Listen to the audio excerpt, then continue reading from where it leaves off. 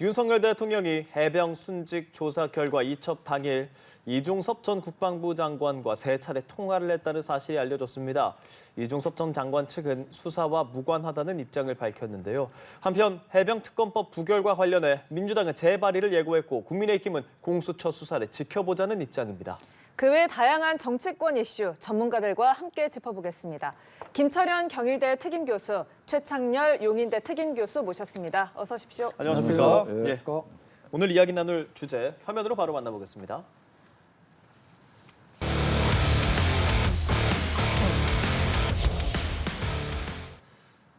예, 대통령과 세 차례 통화입니다. 그리고 보여드린 화면에는 이종섭 전 국방부 장관의 얼굴도 저희가 보여드렸는데요. 지난해 8월이었죠. 해병대 수사단이 사건 자료를 경찰에 이첩한 직후에 윤석열 대통령과 이종섭 전 국방부 장관이 세 차례 통화를 나눴다. 이 부분에 대해서 지금 여야가 여러 입장을 내고 있습니다. 두 분 어떤 생각 갖고 계시는지 먼저 듣겠습니다. 일단 대통령께서 국방부 장관과 이 안보 관련한 현안과 관련해서는요.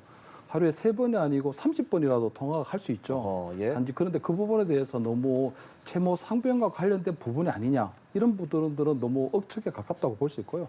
또 과도한 정치적 해석이라고 보이거든요. 그래서 저는 이 통화했다는 사실만으로 어떤 야당에서 주장하는 것처럼 스모킹 건이 나왔다, 어떤 이유가 있다 이렇게 보기는 거는 좀 과다한 억측이다 이렇게 보시고요. 두 번째 이게 앞으로 이제 공수처에서 상당히 지금 수사가 탄력이 붙고 있습니다. 특히 그 김계한 그 해병대 사령관에 대한 2차례 소환 조사가 있었고 오늘 통화 기록도 나왔지만 아무래도 이종섭 전 국방부 장관이 핵심 키맨이 될 수밖에 없는 것 같거든요. 아마 앞으로 이종섭 전 장관에 대한 소환 조사 그리고 또 대통령실 안보실 또 관계자들에 대한 소환 조사가 이루어지면 아마 실체적 진실이 어느 정도 좀 드러나지 않을까 이렇게 보입니다. 예, 최창렬 교수께서는 어떻게 보시고 계시는지요? 이게 7월 31일 날 지난해 7월 31일 날 이종섭 전 장관 당시 국방부 장관이죠. 이종섭 예. 장관이 수사 기록을 경찰에 이첩하지 말아라, 보류해라 이렇게 지시를 한 게 7월 31일이에요. 그렇습니다. 그리고 이제 8월 2일 날 국방부 검찰단이 8월 2일 얘기입니다. 박정훈 대령이 이첩한 그 경북경찰청에 이첩한 수사 기록을 회수해 가요. 그렇죠. 8월 2일 날. 그리고 8월 9일 날 국방부 조사본부가 그 수사 기록을 넘겨받아서 최상병에 대한 사망 사건을 다시 검토하기 시작합니다. 이거 팩트들입니다. 예. 이게 오늘 언론에 보도된 예, 예. 팩트들이에요. 그리고 8월 2일 날 윤 대통령이 이종섭 당시 장관에게 전화를 해서 12시에서 1시 사이에 세 차례 18분간 통화했다는 게 오늘 나온 보도 내용들이거든요. 이런 부분들이 지금 이른바 최상병 사건의 핵심이 과연 윤 대통령이 수사를 그걸 보류해라라든지 말이죠. 해병대 일사단장을 빼라 이런 짓을 했냐 안 했냐가 지금 핵심 쟁점이거든요. 외압에 대한 이유죠. 그 이른바 외압 이제 의혹이에요. 근데 이 외압 의혹이 지금 핵심 쟁점인데 여기 지금 대통령과 국방부 장관이 통화한 것도 나오고 그리고 지금 이종섭 당시 장관이 안보실의 여러 사람들, 안보실장 그리고 안보실의 1차장, 김태호 2차장, 1차장, 2차장, 임종도 2차장하고도 통화를 하고 또 당시 국방비서관 그 사람은 지금도 국방비서관이에요. 그 사람은 당시의 국방비서관이 지금도 국방비서관이지. 임기훈 국방비서관하고 통화한 게 나온단 말이에요. 그리고 난 다음에 정부하고도 또 통화를 해요. 한덕수 국무총리하고 통화를 하고 이제 이상민 행정안전부 장관하고 통화를 하는 게 나오고 예. 그게 이제 7월 28일부터 8월 9일까지예요. 그게 한 40차례 통화와 문자 메시지가 있었다는 건데 그리고 난 다음에 또 여당하고도 통화를 합니다. 성일정 의원, 강대식 의원하고도 그 문자 메시지 또는 통화한 게 나온단 말이에요. 이게 지금 오늘 보도된 내용들이에요. 이건 예. 제 얘기가 아니라. 근데 이거는 이제 말하자면 그 통화 내역, 그 중앙군사법원에 제출된 통화 내역에서 나온 예, 사실들이라고 이제 보도가 된 겁니다. 근데 아무튼 제가 지금 이 팩트를 얘기했고 그 당시에 7월 31일 날 수사 기록을 경찰이 이첩하라고 보류 지시한 7월 31일이고 이른바 윤 대통령이 이른바 경로했다는 거. 경로 자체가 문제될 게 없죠. 화낼 수 있는 거니까. 근데 경로설이 나온 게 7월 31일입니다. 그게 이제 전달됐다고 해서 경로하지 않았다, 경로했다라는 게 지금 말이 엇갈리고 있는 거거든요. 예. 해병대 김기환 사령관의 말이 엇갈리고 있는 건데 해병대 김기환 사령관은 그런 적이 없다라고 얘기하고 있고 박정훈 전 해병대 수사단장은 그런 얘기를 김기환 사령관에게 전해 들었다라고 얘기하고 있는 겁니다. 또 오늘 일부 보도에 의하면은 해병대 또 간부 장교에게서 그런 얘기가 나왔다는 얘기도 보도도 됐어요. 이런 전반적인 정황으로 밀어볼 때 예. 그 당시 대통령이 어쨌든 이 해병대 일사단장이 조사 대상이 되고 수사 대상이 되는 거에 대해서 상당히 불편한 마음이 있지 않았을까라는 합리적 추론은 충분히 가능하다고 좀 봐요. 이게 우리 지금 김 교수 말씀처럼 이게 대통령과 장관이 통하니 하등 이상할 게 없죠. 예. 그리고 뭐 국방부 아니 국가안보실 차장과 국가안보실장으로 통하는 게 문제가 될 게 없습니다. 그러나 집중적으로 이루어졌단 말이에요. 이게 지난해 7월 28일부터 8월 9일까지. 그래서 정부, 여당, 대통령실 관계자들, 고위 관계자들 이런 거로 봐서는 이 사건과 관련해서 개연성이 높다라고 당연히 볼 수 있어요.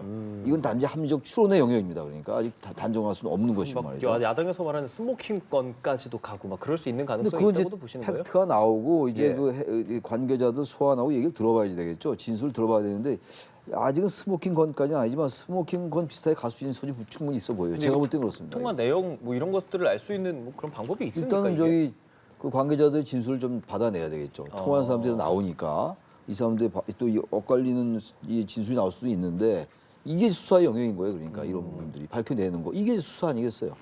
공수처가 이제 통화 내역이 이건 이게 밝혀진 거니까 통화 내역이 밝혀졌으니까 이런 부분들에 대해서 이제 공수처가 수사를 해 나가야 되겠죠. 예. 이중섭 전 국방부 장관 측은 입장문도 내고 의혹을 차단하려는 지금 움직임 보이고 있는데요. 말씀해 주신 것처럼 이제 수사가 진행돼야 된다라는 말을 해주셨습니다. 앞으로 뭐 통화의 뭐 배경이라든지 그 내용이라든지 관련자들과의 수사가 쭉 이루어지게 될 텐데 어떻게 진행될 거라고 좀 보시는지. 일단은 뭐 지금 방금 말씀하신 것처럼 경찰청의 수사 자료가 이첩되고 난 이후에 회수될 때까지 여러 가지 상황들이 벌어진 상황이거든요. 예. 근데 저는 이제 뭐 최 교수님 말에 조금 반박하고 싶은 부분이 뭐냐면 결국은 해병대 1사단장을 무엇 때문에 이렇게 대통령부터 뭐 대통령실의 안보실 뭐 행안부 장관, 경호처장 예. 이렇게 다 동원될 이유가 전혀 없는 부분이 있는 거거든요. 그래서 지금 보면 야당에서 보면 너무 과도하게 좀 행동할 수 있는 부분이 뭐냐면 기껏 해봤자 그 박정훈 수사단장 수사 기록에서 가장 핵심적인 사람은요. 과실치사로 해가지고 임성근이라는 그 해병대 1사단장이 기소해야 된다는 그 여부 때문에 이걸 해소해야 된다는 거거든요. 그렇다면 과연 1사단장 정도를 그거를 뭐 처벌받는 데서 빼는데 이렇게까지 뭐 대통령부터 장관에게 지시를 하고 장관이 다시 해병대 사령관에게 지시하고 그 장관에 대해서 안보실에서도 전하고 이렇게 하는 거는 조금 확대 너무 과장된 해석이 아닌가 보이고 결국은 이제 공수처에서 지금 이종섭 전 장관에 대해서는 곧 아마 제가 볼 때 소환 조사 이루어질 걸로 보이거든요. 아마 이종섭 전 장관에 대한 소환 조사 이루어지게 되면 예. 아마 대통령실의 관계자들 특히 이종섭 전 장관과 그 당시에 통화했던 뭐 안보실의 관계자라든가 아니면은 뭐 이 행안부 장관이라든가 이런 모든 부분에 대해서도 아마 뭐 전방위적인 수사가 이루어지지 않을까 이렇게 보입니다. 예. 자, 이런 가운데 21대 국회에서 결국 해병특검법이 폐기된 채 마무리가 됐습니다. 부결 직후 곧바로 야권에서는 규탄 대회를 열었고 민주당에서는 22대 국회에서 재추진하겠다라고 밝혔는데 아무래도 새로운 국회 1호 법안으로 상징성을 더한다는 계획입니다. 22대 국회에서도 당분간 이 첨예한 여야 간 대립이 계속될 거다라고 보는 게 좋을까요, 최 교수님? 이 최상병 특검 이 부분을 이제 22대 국회 내일부터 22대 국회 임기가 시작되는데 민주당의 지금 얘기는 이제 1호 법안으로 이제 하겠다는 겁니다. 근데 이게 최상병 특검법이 다시 발의되기에는 시간이 좀 걸릴 것 같습니다. 예. 원구성을 해야 될 거 아니에요. 근데 원구성을 하는데 지금 여당 야당이 지금 아주 생각이 다르다고요. 그렇죠. 예. 그 법사위원장, 운영위원장을 야당은 다 가져가겠다라고 얘기하고 있고 여당은 받아들일 수 없다라고 얘기하고 있는 상황이기 때문에 원구성에 좀 시간이 걸릴 건데 원구성에 시간이 걸리는 동안 공수처가 수사를 만약에 제대로 해 나간다면 박찰가하고 여론이 공수처가 수사를 잘 하는구나 라고 인식되면 굳이 특검을 해야 된다는 그 명분이 좀 약화될 수가 있죠. 예. 근데 그렇지 않고 여전히 공수처가 수사에 대해서 미진한 모습을 보인다든지 이런 통화 여러 가지 상황들이 이제 나타나는데도 불구하고 소환 조사가 늦어진다든지 말이죠. 그러면 이제 특검에 대해서 더 탄력을 받을 수 있을 거예요. 국민들 여론도 그렇고. 아무튼 현재로서는 이 최상병 특검에 대해서는 여론이 좀 찬성 여론이 높은 게 사실이거든요. 이런 상황 속에서 과연 공수처 수사가 어떻게 진행되느냐. 예. 거기에 따라서 특검이 이제 탄력을 받느냐 안 받느냐가 결정될 겁니다. 예. 그러니까 공수처 수사. 네. 그렇죠. 그러니까 근데 문제는 이거예요. 지금 이 공수처 수사만 있는 게 아니라 지금 조국 혁신당의 조국 대표는 한동훈 특검을 또 발의하겠다는 거 아닙니까? 김건희 여사 특검 한다고 얘기하고. 그 완전 특검 만능죄가 될 수 있어요. 그러니까 지금 이 22대 국회가 되면서 지금 보세요. 지금 이 아까 지금 그 얘기는 안 나왔는데 대통령 윤 대통령이 거부권을 계속 행사하고 있어요. 이 이른바 민생 법안 같은 것들도. 예. 그러니까 지금 이 우리나라의 이 정치가 완전 실종된 거예요. 여당 야당 누구만 탓할 일이 전혀 아니에요. 야당도 이걸 아무리 입법권을 가졌다 하더라도 이렇게 밀어붙일 일이 아닌 것이고 여당이 하는 일이 뭡니까? 이걸 무조건 대통령에게 이 거부권 행사하시라고 건의하는 게 여당 할 일은 아니잖아요. 완벽하게 정치가 실종됐다 이거는. 이런 정치가 어디 있어요 세상에. 법안 만들어서 발의되어 통과됐는데 통과되고 난 다음에 대통령 거부권 행사하고 이게 무슨 다람쥐 쳇바퀴 도는 게임도 아니고 말이죠. 이게 22대 국회 가서 계속 이런 식으로 간단 말이죠. 상상 못한 일이 벌일 수 있다. 이건 야당도 여당도 똑같이 비판받아 마땅하다고 생각합니다. 예, 이렇게 무한 정쟁 상황 속에서 개원하는 22대 국회 어떻게 전망하십니까? 일단은 뭐 민주당에서 아마 그 최상병 특검을 재발의하게 되면 저는 공수처에 대한 수사를 압박하는 효과가 분명히 있다고 보이거든요. 방금 뭐 최 교수님이 짚어주신 것처럼 만약에 공수처에서 제대로 수사하지 않으면 특검에 대한 찬성 여론은 높아질 건 분명하니까요. 근데 저는 좀 민주당에서 조금 오개의 정치를 보이고 있다고 생각하는 부분이 뭐냐면 어쨌든 재결했는데 부결이 됐잖아요. 예. 그렇다면 저는 나름대로 국회의 어떤 그 결정 사항에 대해서도 좀 존중해 줄 필요가 있다고 보이거든요. 결국 재결해서 부결됐다는 것은 결국 공수처에 대한 수사를 지켜보자는 그런 나름대로 국회의 결정에서 이루어진 부분이기 때문에 그런 부분에 있어서는 민주당에서 그런 결정을 좀 존중하는 게 좋지 않느냐. 또 하나는 뭐냐 하면 이번에 아마 22대 총선에서 보여준 민의라고 하는 부분은요. 대통령을 굴복시키라거나 아니면 민주당 마음대로 어떤 입법을 하라는 부분이 아니고 대통령을 도와서 상생하고 좀 협치하라는 그런 정치를 보여준다고 보이거든요. 특히 총선 민의에 드러난 거는요. 어떤 뭐 채무 상병에 대한 특검 여러 가지 특검의 문제도 있지만 사실 경제 살리기거든요. 그래서 어떻게 보면 이번 총선에서 유권자들은 윤석열 정부의 어떤 경제에 대해서 굉장히 좀 냉혹한 평가를 한 부분이기 때문에 아마 민주당이든 또는 국민의힘이든 지금 제1호 법안으로 내셔야 되는 건 어떻게 민생 경제를 살릴 것인가 그런 경제 살리기에 대한 부분을 더 주안점을 둬야 되는데 특검으로 끝났는데 다시 22대 국회를 특검으로 연다? 이렇게 되면 결국은 대통령은 계속적으로 거부권 정국으로 갈 수밖에 없거든요. 그래서 예. 특검 정국 때 거부권 정국으로 가는 부분들이 과연 정상적이냐, 이것이 국민들을 위한 정치가 되느냐 이런 부분에 대해서는 저도 상당히 좀 염려스럽다는 말씀을 드립니다. 김 교수님 조금 전에 이제 최 교수께서 언급을 해주신 것처럼 사실 윤석열 대통령이 야당 주도로 본회의를 통과 뭐 전세사기 특별법이라든지 5가지 법전 중에 4건을 이제 거부권을 행사했단 말이죠. 민주당은 그 안에 또 몇몇 쟁점 법안들의 민생이라고도 주장을 하고 있는데 조금 전에 말씀해 주신 것이 이제 총선에서 나타난 민의가 민생을 조금 더 향해야 한다라는 말씀해 주셨잖아요. 거부권 행사 부분에 대해서는 좀 어떻게 생각하십니까? 그럼? 그 5건 중에 그 세월호 피해 의료 지원하는 부분들은 그냥 계속적으로 연장하는 부분이니까 예, 그걸 아마 제외하고 그렇게 거부권 행사했죠. 나머지 4개 법안도 조금 따져볼 필요가 있는 게 전세 사기 특별법 같은 경우에는 전세 사기 당한 분들이 많이 있습니다. 굉장히 예. 좀 안타까운 상황인데 그것은 보면은 개인의 어떤 사인 간의 거래에 대한 부분이거든요. 사인 간의 계약입니다. 그렇게 되면 만약에 전세 사기를 당했다고 해서 특별법으로 국가에서 지원하는 상황이 벌어지게 되면요. 앞으로 취업 사기가 벌어져도 또는 피싱 사기가 벌어져도 다 국가에서 그 부분을 다 메꿔달라고 이렇게 얘기할 가능성이 높아지거든요. 그래서 전세 사기 특별법은 그러한 형식이 아닌 다른 방식으로 구제할 수 있는 방법을 찾아야 하는 것이 아마 지금 정부 여당의 입장이고 또 하나 그 민주화 유공자법 같은 경우도 지금 보면 5.18 어떤 민주화 운동을 거쳐가지고 대부분이 지금 민주화 유공자 예우를 받고 있습니다. 예. 근데 거기서 빠진 분들, 근데 그 빠진 분들은 보면 그 민주화 운동 과정 중에 어쨌든 어떤 공권력이 어떤 희생된 그런 부분들이 있거든요. 굉장히 그렇기 때문에 그런 부분들은 지금 당장 구제할 수 있는 부분이 아니기 때문에 아마 그런 여러 가지 법들에 대해서는 나머지 4개 법안들에 대해서는 거부권 행사할 수밖에 없다. 그런 것들은 22대 예. 국회 가서 국민의힘과 여야 간에 좀 더 충분한 협의와 어떤 합의가 좀 이루어져야 되지 않느냐 이렇게 봅니다. 그럼 좀 짧은 답변을 하나 부탁드릴게요. 최 교수께서 정치가 실종됐다라고 이야기를 했고요.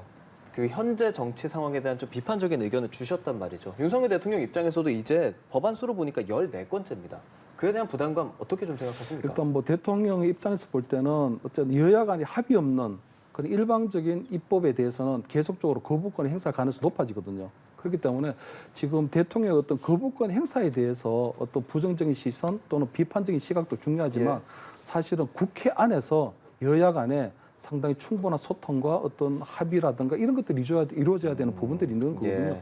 예를 들어 범야권에서 192석을 중심으로 해서 계속적으로 아마 입법 폭주를 한다거나 또는 강공 드라이브를 하게 되면 국민의힘에서도 결국은 108명이 결국은 거기에 대해서 거부권 행사해 달라고 또는 재결에 반대할 수밖에 없는 부분이 있거든요. 그래서 저는 지난 총선에서 범야권의 192석을 몰아준 그런 민의도 있지만 국민의힘의 108석을 남겨둔 거부권 행사할 수 있는 그 의석수를 남겨둔 그런 민의도 있다는 부분들이 있기 때문에 그런 부분에 있어서 아마 민주당에서도 나름대로 좀 고민이 있었으면 하는 생각입니다. 알겠습니다. 저희 첫 번째 키워드 여기서 정리하고요. 다음 키워드 화면으로 함께 보겠습니다.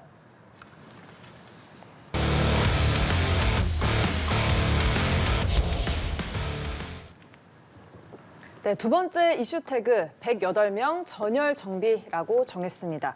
여소야대 상황에서 국민의힘은 22대 국회 개원을 맞아서 민생정당, 정책정당을 내세우면서 전열 정비에 나섰습니다. 자, 내일부터 이틀간 열리는 22대 의원 워크숍에서 22대 국회 주요 입법과제도 함께 밝힐 텐데요.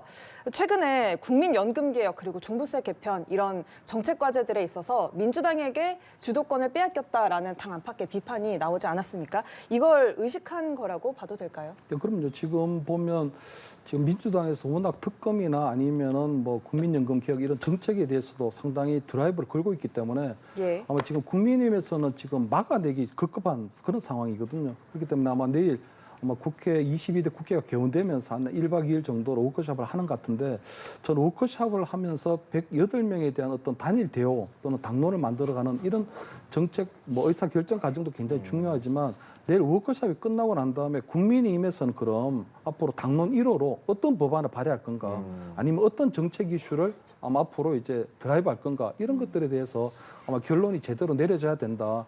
만약에 아마 1박 2일 워크숍을 했는데도 불구하고 앞으로 뭐 이 108명이 똘똘 뭉쳐서 뭐 법야권에 맞서자 한 이런 투로 나오게 되면 이건 워크숍을 할 이유가 전혀 없는 거거든요. 그래서 저는 22대 국회를 어떤 형태로 만들어 갈 것인가 하는 부분에 대한 큰 방향을 아마 이번 워크숍에서 좀 만들어야 된다 이렇게 보입니다. 예, 주겠습니다. 근데 저 자막에 지금 보니까 특검 방어하다가 민생 법안 폐기 이렇게 지금 자막이 나왔잖아요. 저 방금. 예. 저 말이 맞는 것 같아요. 지금 아까 말씀이 끝났습니다만 그 법안들에 대해서 여야의 그 견해가 다 일리들이 있어요. 반대하는 것도 나름의 일리가 있고 야당에서도 통과시켜야 된다는 것도 일리가 있는 얘기들이에요. 근데 그러한 일리가 있는 부분들에 대해서 접점을 찾아 나가는 게 정치잖아요. 네. 그래서 원내대표 하는 거 아닙니까? 저렇게 원내대표 다 폐지하는 게 나아요. 원내대표 왜 있습니까 도대체? 그런 거 하라고 플로 리더 과거에 원내총무인데 이 원내대표란 분들이 그런 일을 전혀 안 하니까 이런 문제가 생기는 건데 지금 워크숍 1박 2일 해가지고 아까 말씀 잘하셨는데 또 뭉치자 그건 워크숍 할 필요가 전혀 없어요. 지금 아무튼 이 4월 10일 날 총선 참패하고 난 다음에 바뀐 게 뭐 있습니까? 지금 국민의힘에 대통령실에 좀 이렇게까지 바뀐 게 없을 줄 몰랐어요. 그리고 특검 방어하기 급급하고 그 지지율이 안 오르는 거 아닙니까? 그러니까 반등이. 그 정치는 지지율 보고 하는 거예요. 너무 지지율에 연연해서도 안 되겠습니다만 지지율에 대해서 아무런 그 관심을 갖지 않는 것도 안 되는 거겠죠. 뭐 지금 여권에서는 지지율에 관심을 안 갖는다고 얘기하는 게 아니라 제가 그래서 저는 아무튼간에 총선 참패에 대해서 수타 얘기가 나왔습니다. 벌써 시간도 꽤 흘렀어요. 예. 벌써 2달 다 가까이 돼갑니다. 이제 4월 10일이니까 선거가 10일이었으니까 뭔가 그래도 이번 저기 워크숍에서는 예. 그동안 왜 국민의힘이 국민들의 지지를 받지 못했는가? 뭐 굳이 총선 참패 얘기도 진부한 얘기가 됐으니까 그런 부분도 좀 그야말로 성찰하는 그런 발언들이 좀 나와야 돼요. 언제까지나 윤심에 맞추고 이런 것만 합니까? 특검 같은 경우도요. 과도해요. 제가 볼 때. 제가 특검 주장도 과도한 겁니다만 거부권이 너무 남발된 경향이 분명히 있어요. 아무리 야당의 주장이 일리가 있고 여당의 주장이 일리가 있다고 말씀드렸습니다만 이게 벌써 몇 번째냐고요. 거부권이. 그래서 이건 여야가 다 책임이 있습니다만 적어도 대통령의 거부권 행사가 좀 신중할 필요는 있다. 그런 부분이 좀 나와야 되는데 그런 얘기들이. 그런 얘기 전혀 안 나오잖아요. 간혹 이제 의원들 안철수 의원이나 뭐 이런 사람들 입에서 나오긴 합니다만 예. 최상병 특검에 대해서도 그렇고. 근데 너무 지금 국민의힘이 과거와 변한 게 없다. 그런 부분들에 좀 변해야 된다는 그런 그 하나의 기폭제가 되는 워크숍이 돼야지 의미가 있다고 저는 생각합니다. 그러면 총선 이후에 나오는 발언들 좀 보면 한동훈 전 비대위원장 같은 경우는 그 총선 출마한 인사들 만난 자리에서 지구당 부활, 뭐 필요성 관련해서 언급했다고 전해지고 민주당에서도 이제 관련해서 지금 동의 입장을 좀 밝힌 상황이기 때문에 이 이야기가 나온 배경은 뭘지 그리고 논의가 이제 본격적으로 진행되면 뭐 부활할 수도 있겠습니까? 전 지구당 부활은 저는 개인적으로 반대예요. 그러세요? 지구당이 폐지된 게 2004년도입니다. 그때 예. 이제 노무현 정권 때 정치 개혁 차원에서 국회 개혁 차원에서 이게 이루어진 게 지구당 폐지예요. 그 지구당이 정당법에 있었는데 그걸 폐지한 거죠. 예. 법을 바꾼 건데 이 얘기가 나온 게 민주당이에요. 추미애 당선인이 국회의장 후보 경선에서 이제 탈락하고 난 다음에 강성 지지자들, 강성 권리당원 민주당 얘기입니다. 탈당을 많이 했잖아요. 살짝 많이 하니까 이제 지구당 부활 얘기가 나왔던 거예요. 이게 민주당에서. 그런데 한동훈 전 위원장은 왜 또 갑자기 지구당 부활 얘기했는지 모르겠는데 전 지구당이 부활돼서 나름대로 의미도 있어요. 어쨌든 간에 뭐 적어도 논리적으로는 형식 논리겠습니다만 지역구 내 지역구에서 어떤 지역구민들의 의사를 반영한다. 예. 그런 뭐 나름의 명분이 있습니다만 지구당을 폐지했던 이유가 있다고요. 그 당시. 물 먹는 하마라는 것처럼 물 먹는 지구당이라는 말이 나왔던 거예요. 그때. 지구당을 거기 다시 부활하게 되면 거기 많은 당자가 또 생깁니다. 그거 다 봉급 줘야 돼요. 지금 이 양당이 당원협의회 또 지역협의회라는 이름으로 이제 그 비슷한 기능을 하고 있습니다만 그건 정당법에서 인정하는 게 아니에요. 당협위원장이라든지 지역위원장 이런 그 사무실이 말이죠. 근데 지구당을 부활하면 완전히 그 사무실은 정당법에서 인정하는 게 되는 것이기 때문에 상당히 이건 신중할 필요가 있다. 상당히 여야 합의를 거쳐서 해야 되는 것이지 툭툭 던져서 할 얘기는 아니라고 생각합니다. 이 이야기는 뭐 어떤 측면에서 나왔고 앞으로 어떻게 논의될 거라고 생각하세요? 일단 뭐 지구당 부활되는 부분에서는 이게 왜 정치 개혁의 과제인지는 제가 좀 이해를 못 하겠는데요. 예. 저도 최 교수님 말씀에 동의하는 부분이 2004년도에 그 당시 초선이었던 오세훈 의원이 이 지구당 폐지를 앞장서게 되거든요. 그래서 이게 아마 그 지구당 폐지되는 게 오세훈법으로 보통 통칭이 되는데 보면 그때 보면 지구당이라는 게 있으면서 굉장히 좀 돈 먹는 하마 역할을 했었습니다. 아까 물 먹는 하마가 돈 먹는 하마인데 왜냐하면 지구당의 사무처를 유지하려면 적어도 유지비용이 수백만 원에서 1년에 수천만 원이 들어요. 근데 그것을 유지하려고 하다 보면 결국 자기 돈이 아닌 불법적으로 후원금을 받고 불법적인 정치 자금을 받고 또 지방선거 때가 되면 지방선거에 나설 의원들, 그러니까 지방 뭐 이 의원 후보자들 한테 또 불법적으로 돈을 받고 하는 그런 여러 가지 문제들이 있었거든요. 특히 2002년도 대선 때 보면 지구당의 어떤 뭐 이 관리 비용이라든가 어떤 선거비를 지출하기 해가지고 그때 아마 뭐 2002년도 그때 한나라당이 뭐 차떼기 일도 벌어지고 이랬었거든요. 그래서 굉장히 지구당 자체가 어떤 돈 먹는 하마 역할을 하면서 불법적인 어떤 비리 온상이 됐기 때문에 그것이 폐지됐는데 지금 20년이 지나고 난 다음에 지금 어떤 정치 어떤 흐름이라든가 이런 것들이 전혀 바뀐 게 없는데 왜 이것을 부활해야 되는지는 잘 모르겠고요.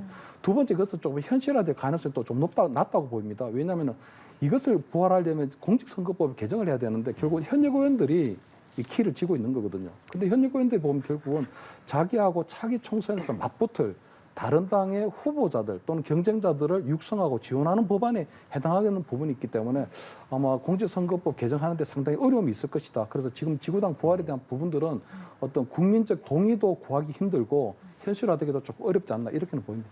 예, 자, 국민의힘 전당대회가 다가오면서 당대표에 출마할지 말지 관심이 쏠리는 인물들이 있습니다. 자, 먼저 윤상현 의원은 아직 말할 단계가 아니다라고 이야기를 했고요. 또 한동훈 전 비대위원장, 조금 전에도 지구당 이야기를 했지만 출마자들을 모아놓고 지구당 부활 발언을 한 걸 두고 해석이 나옵니다만 아직 출마 결심 여부가 여전히 관심입니다. 언제쯤 입장 표명이 있을 거라고 예상을 하세요? 그래서 뭐 한동훈 전 위원장이 지금 전당대 출마할지 말지가 지금 한 달째 계속 얘기가 설왕설래 되고 있는 거거든요. 그래서 저는 한동훈 위원장이 아마 전당대 준비위원회가 이제 구성이 됐기 때문에 어떤 개최 시기나 어떤 공천 룰에 대한 재세팅이 이루어질 걸로 보이거든요. 그럼에도 불구하고 한동훈 전 위원장 같은 경우에는 마지막까지 장구할 걸로 보여요.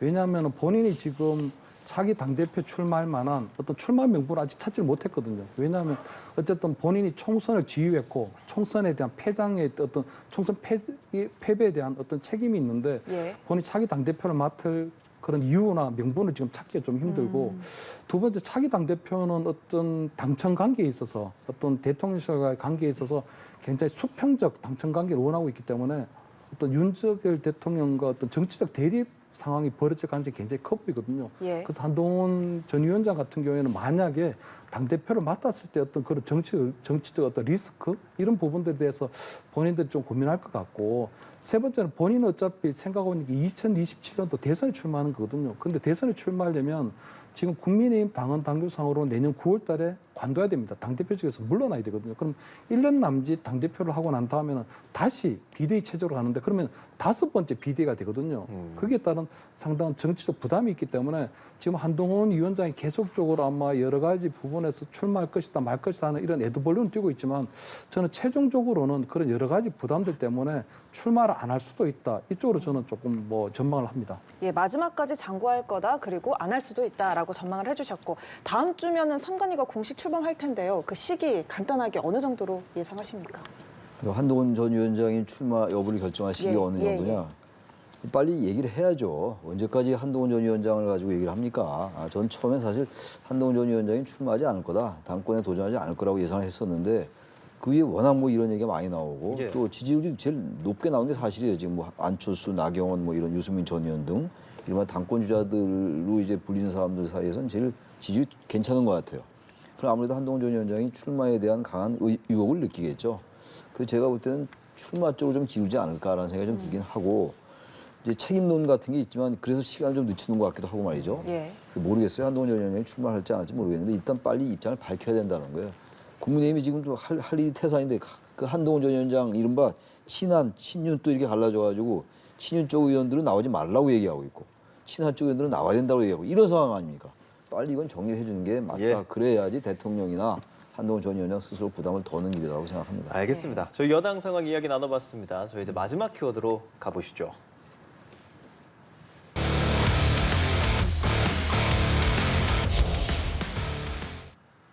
예, 지원금에 대한 내용입니다. 이제 총선 때부터 이재명 민주당 대표가 이야기했었던 전국민 민생회복 지원금 25만 원 지급. 이에 대해서 이재명 대표가 차등 지원 방안도 수용하겠다고 밝힌 상황입니다. 그렇다면 이게 차등 지급이 된다면 정부나 여당 입장에서도 합의를 해볼 만한 겁니까? 아니면 지원금 자체를 반대하는 겁니까? 일단 지원금 자체를 완전 반대하고 있죠. 예. 왜냐하면 차등 지원한다는 것이 결국은 윤석열 정부에서 하고 있는 선별적 복지거든요. 그렇기 때문에 추가적으로 왜 지원해야 되는지에 대해서 지금 정부를 제대로 설득하지 못하고 있다고 보이고요. 두 번째는 그 25만 원에 대한 산정 근거를 잘 모르겠어요.